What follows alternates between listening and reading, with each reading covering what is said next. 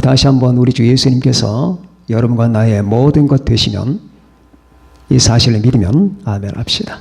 아멘. 오늘 예수님의 시체를 보기 위해서 가는 여인들을 보지요. 이 여인들은 주님의 시체를 보려고 가는 거예요. 무덤으로 가는 겁니다. 그리고 무덤에 갔다가 천사들을 만나고 예수님이 살아나셨다는 소식을 듣고 무덤을 떠납니다. 자, 무덤을 기점으로 해서 둘로 나뉩니다. 무덤으로 가는 사람들, 그리고 무덤에서 탈출하는 사람들, 뛰어나가는 사람들. 그러면 뭐가 이들을 이렇게 갈라놨을까? 무덤으로 갈 때는 그들은 우울감에 붙잡혀 있었어요. 그렇잖아요? 자기가 가장 사랑하던 스승, 존경하던 스승이 죽었습니다. 그 주님을 확인하기 위해서, 죽으신 예수님을 보기 위해서 가는 그들의 마음 착잡했겠죠? 아주 우울했을 겁니다. 그리고 그들은 죽음이라고 하는 그 현실 앞에 어쩔 수가 없었을 거예요. 이 상황은 모든 사람들이 빠져있는 상황이에요. 하나님 바깥에, 그리스도 바깥에, 부활 바깥에 존재하는 모든 사람들이 빠져있는 상황, 두려움과 공포. 그러나 이제 무덤에서 한 가지 사실을 발견합니다. 주님이 살아나셨다는 것. 말도 안 되는 현실과 접한 그들은 무덤을 떠나는데 어떤 마음이었냐? 두려움과 큰 기쁨, 전율과 경외감. 자, 잠깐의 차이지만은 이 두려움과 공포에 질렸던 사람들, 절망감에 붙잡혀 있던 사람들이 이 경외감과 전율과 소망에 가득 차서 변하는 이 사건, 이게 어떻게 가능한가? 여러분은 가끔 신앙생활 하시면서 예수님의 무덤, 예수님의 부활, 이런 생각해 보셨을 겁니다. 정말 주님이 부활했을까? 우리 기독교인들의 광신이 아닐까? 여러분은 이 문제를 반드시 해결해야 됩니다. 저 목사님들이나 신학자들이 꾸며낸 사실은 아닐까? 왜 주님께서 부활하셨나? 이것이 여러분들에게 이론적으로 다가오는 것뿐만 아니라 사실적으로 다가와야 돼요. 이 세상 그 누구가 반대한다 하더라도, 이 세상 어떤 사람들이 부정한다 하더라도 예수 그리스도의 부활은 확실하다. 나는 믿는다.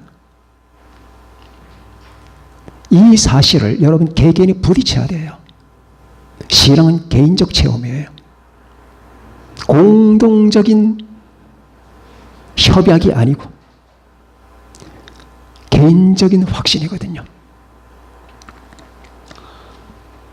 그러면 이 공포와 두려움, 과거에 키엘 케골이 공포와 전율이라고 하는 책을 쓴 적이 있습니다. 그 내용과 같은 게 아니에요. 제목만 같은 겁니다. 그분은 공포와 전율이 하나님께서 아브라함을 모리아산에 바치라고 했을 때 자기 아내와 의논도 하지 않은 상태에서 이 세상에 가장 아끼고 사랑스러운 자기 아들을 하나님의 명령에 순종하는 의미에서 바쳤다. 따라서 이 수평관계, 인간과 인간의 관계, 윤리적 관계를 초월해서 하나님을 향한 이 수직적 관계, 신앙적 관계로 나아갔다. 그는 이 수직적 관계를 위해서 수평적 관계를 희생했다. 이것이 내게 공포와 전율을 준다. 그런 의미의 책이었습니다. 제가 지금 말씀드리고자 하는 것은 그게 아니고 그리스도 바깥에, 주님 부활 바깥에 거하는 사람들이 가지고 있는 이 심리, 평생 동안의 이 공포와 절망과 공허감, 예수를 믿지 않고 예수님의 부활을 믿지 아니하는 사람들의 그 비참함, 다시 한번 여러분과 저는 이것을 생각해 봅니다. 얼마나 비참할까. 그래서 이 비참을 면하기 위해서 순간순간마다 그들은 즐거움을 찾고 이것을 잊을 만한 어떤 건축을 찾게 됩니다. 그러나 결국 그들이 직면하는 것은 자기들이 죽는다는 것과 자기에게 미래가 없다는 그 현실 때문에 그들은 다시 한번 영혼이 좌절해지게 되고, 아무리 탈출하려고 하지만은 그런 현실을 탈출할 수가 없어요. 그러면 그들의 공포의 그 근원지는 무엇인가? 왜 그들은 공포에 질리고 공허에 붙잡히고 절망감에 사로잡혀야 되는 건가? 이게 없기 때문이에요. 예수님이 없기 때문에, 예수님의 부활이 없기 때문에, 부활 바깥에 존재하기 때문에 믿지 않기 때문입니다. 여러분이 지금 가지고 있는 많은 것들이 있고 여러분이 자랑할 만한 모든 것이 있다 하더라도 예수 없고 예수님 부활이 없다면 아무 의미가 없는 겁니다. 여러분과 제가 이 사실을 오늘 더 확실하게 인식하시는 기회가 되기를 바랍니다. 이 여자들 보세요. 우리가 상가집에 가면은, 초상집에 가면은 영정사진이 걸려있고 많은 사람들이 와서 울기도 하지만은 지금 우는 사람은 거의 없죠. 조문객들이 주로 있습니다. 그 사람들의 마음이 이 여인들의 마음과 같을까요? 아닙니다. 별 뜻 없이 갑니다. 그냥 지인이 죽었기 때문에, 아니면 지인의 어떤 가족관계 있는 사람이 상을 당했기 때문에 가는 거지.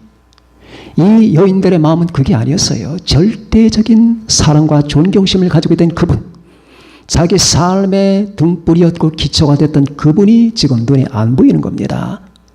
그런 의미에서 이 두 차이는 어마어마한 거예요. 이들에겐 지금 희망이 꺼진 겁니다. 삶의 근거와 기초돌이 상실된 거예요. 그래서 이런 우울과 처참한 무너짐에 가슴을 안고 그들은 무덤으로 가고 있는 거예요. 이 여인들도 그런데 세상 사람이 어떻게 되겠습니까? 아무리 잘 살았거나 많이 가졌거나 많은 걸 성취했거나 동일하게 그들은 죽습니다. 무덤으로 갑니다.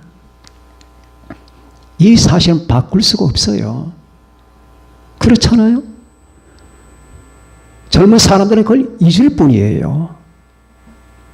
여러분 50, 60 되잖아요? 수많은 사람이 우울증에 걸립니다. 여러분 예수 잘 안 믿고 이 말씀에 서지 않으면 다 걸려요. 30, 40대는 이걸 몰라요. 젊기 때문에 몰라요. 다른 걸 신경 쓸 게 많기 때문에. 신경 쓸 게 많잖아요. 결혼해야 돼. 결혼해서는 아이를 낳아야 돼. 돈을 벌어야 돼. 집을 사야 돼. 이런저런 계획을 세우잖아요. 이것 때문에 그게 안 보이는 거예요. 안 보이고 안 보고 싶어 하는 거예요. 그런데 그런 게 하나씩 이루어질수록 그들이 직면하는 것은 자기의 실패거든요. 그럼 50대, 60대가 되면은 자기의 어디 존재 궁극점이 보이게 됩니다. 어떻게 되는 건가? 나는 어떻게 되는 건가? 제 2층에서 사시던 어떤 여자분이 밤마다 울었어요. 1시고 2시고 상관이 없습니다. 밤마다 울어요. 남편이 애 달래고 애를 쓰고 별 방법 다 써도 3시고 4시고 새벽이고 크게 흐느껴요. 지금 좀 어떻게 됐는지 모르겠어요. 이사 가셨는데. 저 그런 분 몇 번 봤거든요. 그게 남의 얘기가 아니에요. 그것이 온 인류의 마음이에요. 집이 없어요? 남편이 없어요? 식구가 없습니까? 돈이 없습니까? 다 있습니다. 그러나 자기 실태와 직면하는 거예요. 이제 50 넘었어요. 60 가까이 되는 자기 자신을 어쩔 수가 없어. 자기 몸매 가꾸고 그 눈에 보이거든. 얼마나 자기 관리를 하는지. 여자뿐인데 상관없어요. 돌아서면 미칠 것 같은 거예요. 죽을 것 같은 거예요. 이 사실을 직면해야 된단 말이에요. 이 사실을 직면할 때 어떤 마음이 들까? 그러다 60 넘죠? 70 넘죠? 어떻게 되겠습니까? 한마디로 공포와 공허와 절망이에요. 건질 게 없습니다. 인생에서. 건질 게 없어요. 길 잃은 개를 보셨습니까? 주인을 잃어버린 개들. 그 눈을 보세요. 그 초점을 상실하고 겁에 질려있는 그 눈동자들. 아주 슬픕니다. 모든 사람이 이와 같아요. 주님이 없다는 사실이 이와 같아요. 예수 그리스도가 여러분의 주가 되신다는 사실 속에 함축된 의미가 얼마나 귀하고 아름다운 건지를 아세요? 주인이 없다면 주인을 잃어버린 개처럼 길을 헤매다가 죽습니다. 도살장에 끌려가거나. 지금도 수많은 사람들이 무덤으로 갑니다. 어떤 종류의 사람이라도 이 현실을 피할 수가 없어요. 미치고 환장할 것 같아요. 그런데 방법이 없습니다. 어떻게 해야 됩니까? 그래서 그들은 무덤으로 지금 가고 있는 거예요. 사람이 태어나서 생명 시작됨과 동시에 죽음이 시작된다는 이 아이러니컬한 사실을 어떻게 생각하십니까? 여러분에게도 죽음이 시작된 정도가 아니라 이미 많이 경과됐습니다. 생명이 시작됨과 동시에 죽음이 시작되는 거예요. 이 세계는 이렇게 힘이 듭니다. 수많은 사람들이 여기에 체포가 되어 있습니다. 그래서 성경은 인간은 죄의 포로고 그리고 죽음의 노예라고 합니다. 죄의 포로고 죽음의 노예가 된 이 처참한 인생들, 이 처참한 인생들을 어찌할까? 어떻게 살아야 되는 건가? 돈도 문제가 되지 않고 사람도 문제가 되지 않고 부동산도 문제가 되지 않고 사회적 관계도 문제가 되지 않아요. 마지막에 문제가 되는 것은 나의 운명입니다. 부활이 없다면, 예수님이 없다면 인간은 이 무적행 속으로 들어갈 수밖에 없는 거예요. 이 공포, 이걸 우리가 좌시하면 안 됩니다. 이 공포와 공허와 이 절망이라고 하는 거.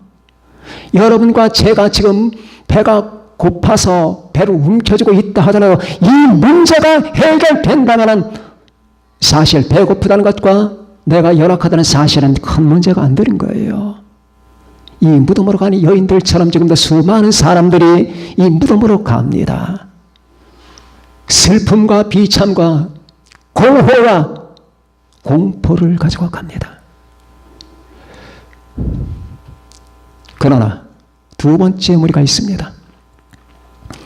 오늘 본문 보니까 여자들이 무덤에서 천사를 만납니다. 그 천사는 이렇게 말합니다. 그가 여기 계시지 않고 그가 말씀하시던 대로 살아나셨느니라. 또 빨리 가서 그의 제자들이 이르되 그가 죽은 자 가운데서 살아나셨고 너희보다 먼저 갈릴리로 가시나니 거기서 너희가 배우리라 하라. 보라, 내가 너희에게 일렀느니라 하거늘 그 여자들은 무서움과 큰 기쁨으로 빨리 무덤을 떠나 제자들에게 알리려고 다름질할세. 여기서 두 가지 감정이 나옵니다. 무서움과 큰 기쁨, 이게 전율과 환희라고 하는 겁니다. 기독교의 본질은 바로 이거거든요. 기독교의 본질이 뭐라고 생각하십니까? 착할 일입니까? 기독교의 본질이 교리를 배우는 겁니까? 기독교의 본질은 놀람이에요. 놀라는 거예요. 내가 마주친 이 현실, 내가 상대하는 그 예수님 앞에 그냥 거꾸러지는 겁니다. 하나님의 존재, 하나님의 임재 앞에서 인간은 그냥 파괴가 되어버리고 마는 거예요.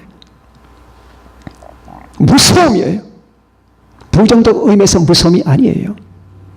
여러분, 예수 믿으면서 이 무서움과 이 경외감을 느껴보셨나요? 여러분, 예수 믿으면서 하나님을 만나면서 여러분과 내 가슴 속에 압박해오고 쇠로해오는 이 같은 이 경외감, 이것이 진실이다. 이것만이 진실이다. 정말로 기독교는 사실이다. 예수님은 진리다. 정말로 그분은 놀라운 분이다. 그 어떤 것 다 갖다 줘도 난 그분과 바꾸지 않겠다. 돈과 생명과 권력과 권세와 사회적 지위와 어떤 백그라운드 다 갖다 줘도 내가 만난 이 예수님, 이 예수님과 바꿀 수가 없다는 하는 것이 바로 놀라움의 정체예요. 놀랐던 거예요. 내가 세상에 태어나서 이 같은 분을 만나다니 놀람. 그냥 교회 가서 성경 공부하고 사람들 만나고 그냥 뭐 기도하고 중얼거리고 그게 기독교 본질이 아니에요. 영적 세계에 대한 이 놀람, 예수 그리스도에 대한 이 경악, 하나님에 대한 이 경외감, 나를 떨게 만드는 것, 내가 그분과 만났을 때는 왜 내 온몸이 떨리는 거, 영혼이 떨립니다. 성경 볼 때 그런 거 여러분 체험하셨죠?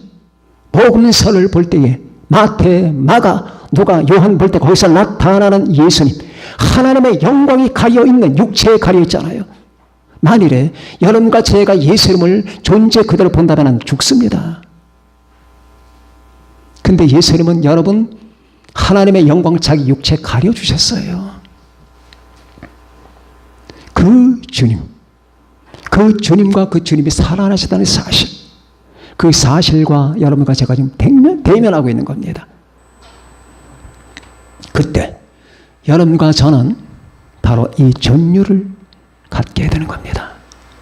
주님의 부활, 하나님의 아들이신 그분이 십자가에 못 박히셨다가 그리고 살아나셨습니다.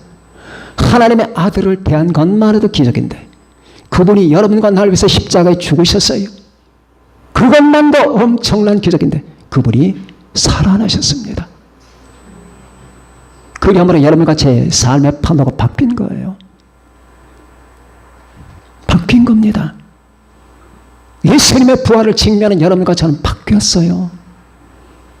그분이 부활하셨다는 사실을 믿고 있는 여러분과 저는 정말 축복된 사람들입니다. 믿으셔야 됩니다. 다 소용없습니다.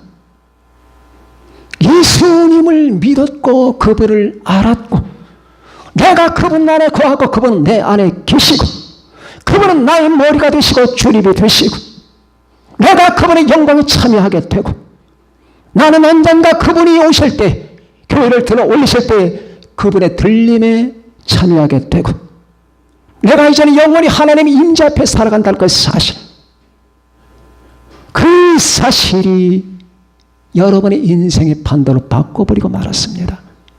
이게 믿음이에요. 우리가 단순히 예수 믿고 잘 되는 것, 건강해지는 것,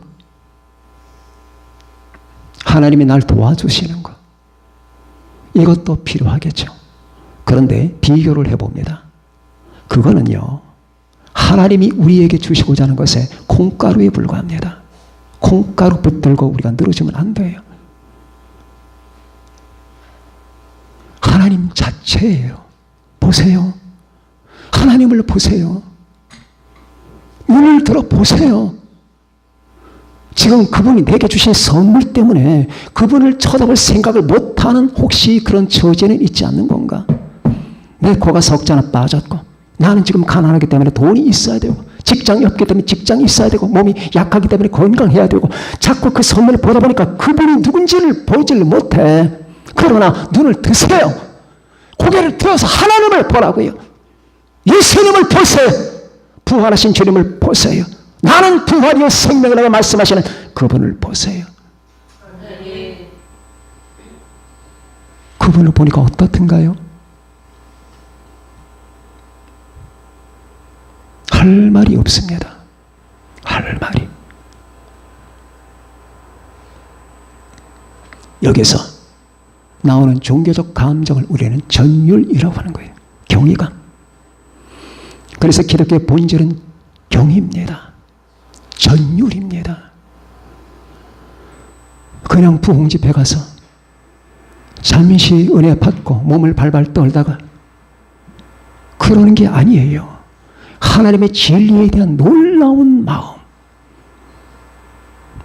이 마음이 여러분과 나에게 일으키는 모든 결과는 어마어마한 겁니다. 이 여자들은 바로 이것을 지금 체험하고 있는 거예요. 무서움과 큰 기쁨. 정말 무서운 거예요. 이 기독교는 무서운 거예요. 프랑스의 철학자 알렌의 말이죠. 기독교는 눈부시다. 복음은 찬란하다. 이게 얼마나 눈부신 건가. 여러분 지금 눈을 열어서 보십시다. 저와 함께 이 기독교 복음이 얼마나 찬란하고 눈부십니까? 우리 주 예수 여러분 앞에 계십니다. 그분을 보세요. 그분의 눈을 보세요. 그분의 존재가 나에게 무엇을 말씀하고 있는 걸 보세요. 얼마나 눈부십니까? 여기서 나오는 말이 꽃 한 송이, 물 한 방울. 인생의 1분 1초가 다 하나님의 선물이다. 스위스의 인격의학자 볼 트루니에가 했던 말. 꽃 한 송이, 물 한 방울. 인생의 1분 1초가 전부 다 하나님의 선물이다. 그리고 선물 중에 가장 위대하고 유일하고 살아있는 선물은 예수 그리스도다. 모든 선물 중에 가장 위대하고 유일하고 살아있는 선물은 예수 그리스도다. 이렇게 말할 수밖에 없는 이유가 거기에 있는 겁니다. 왜냐하면 주님을 체험했기 때문에, 주님의 부활을 겪었기 때문이에요. 주님의 부활. 이거는 관념적인 것이 아니에요. 여러분과 내가 예수를 믿고 예수 안에 체험하는 바로 현실입니다. 이 현실 모든 것이 여러분의 것입니다. 우리는 성경에서 이 어마어마한 현실을 부딪힌 사람들이 떠오는 장면을 봅니다. 나사로의 그 자매들, 자기 오빠 살아나는 걸 보면서 떨지요. 어마어마한 경외감입니다. 나인성 과부, 죽었던 자기 아들을 묻으러 가다가 주님을 만나 그분께서 울지 말라 하시면서 청년아 내가 네게 말하노니 일어나라 라는 음성을 듣고 그 청년이 살아 움직입니다. 뭘 느꼈을까요? 나인성 과부가 할 말을 상실했을 겁니다. 베드로는 고기를 잡으려 하다가 한 마리도 잡지 못했던 적이 있습니다. 그때 어떤 낯선 이상한 분이 깊은 데로 가라고 합니다. 바다에서 뼈가 굵은 베드로가 볼 때에 정말 우스꽝스러운 장면이었습니다. 당신이 뭔데? 나는 전문가요. 라는 심정이었을 겁니다. 그러나 말씀에 순종합니다. 깊은 데로 가서 그물을 내리는데 그물을 들어 올릴 수가 없습니다. 도대체 어떻게 이런 일이 가능할까? 어쨌거나 그물을 끌어올리는데 옆에 동료들이 와서 건져줍니다. 도와줍니다. 잔뜩 힘을 들여서 끌어올린 다음에 베드로는 주님 앞에 무릎을 꿇습니다. 주여 나를 떠나소서. 나는 죄인입니다. 누가 그 말하는 법 가르쳐 줬을까요? 그는 기독교인이 아니잖아요. 어디서 그런 생각이 났겠습니까? 왜 그는 그런 말을 했을까요? 주여 정말 대단합니다. 나도 못한 일을 어떻게 당신이 합니까? 나 깜짝 놀랐습니다. 그렇게 말하지 않고 왜 갑자기 난데없이 무릎을 꿇고 주여 나는 죄인이니까 날 떠나주세요. 논리적으로 맞지 않잖아요? 앞뒤가. 그러나 너무나도 논리적인 겁니다. 그는 거기서 신적 실체와 직면하게 되는 거예요. 바로 내 앞에 계신 분이 하나님이라는 사실을 직감하게 되는 겁니다. 그리고 그 경외감에 사로잡힙니다. 영혼이 떨렸어요. 그리고 무릎을 꿇습니다. 저는 죄인입니다. 한 인간이 하나님의 실체와 직면하잖아요. 그러면 자기의 죄인됨을 알게 되는 거예요. 이런 모든 감정들 우리는 전율이라고 하는 겁니다. 경외감. 여러분, 오늘 여러분과 저는 그 부활하신 예수님을 믿게 됐고 그 주님이 여러분의 머리요 나의 주님이 되신 겁니다. 여러분 주님 안에 거하십니다. 그리고 주님은 그날 이후로 영원토록 여러분 안에 계셔요. 이제 주님과 여러분 공동 운명체입니다. 주님께서 오시는 그날에 여러분은 들림받아 주님 품에 가게 될 겁니다. 우리는 그때까지 이 부활의 기쁨과 부활의 진리를 마음에 간직하면서 나쁜 아니라 예수를 믿지 않는 모든 사람들에게 주님의 복음을 전하고 우리 예수 믿읍시다. 우리 예수 믿고 구원 받읍시다. 그렇게 비참하게 슬프게 고뇌하면서 살지 마십시다. 당신 감정의 본질은 공포와 공허입니다. 이 감정 버립시다. 예수님을 믿어야 됩니다. 예수님을 믿게 되면 당신은 저처럼 전율과 경외감과 소망으로 가득 차게 될 겁니다. 우리 예수 믿지 않겠습니까? 교회 갑시다. 하나님 믿으세요. 예수님을 바라보세요. 이렇게 권면하는 여러분과 제가 되시기 바랍니다. 이 부활절을 맞아서 이 부활의 영광과 은총이 사랑하는 여러분들 모든 사람에게 영원히 함께 하시기를 주님의 이름으로 축원드리고 이 사실 믿는다면 모두 다 아멘 하십시다. 아멘. 기도하겠습니다.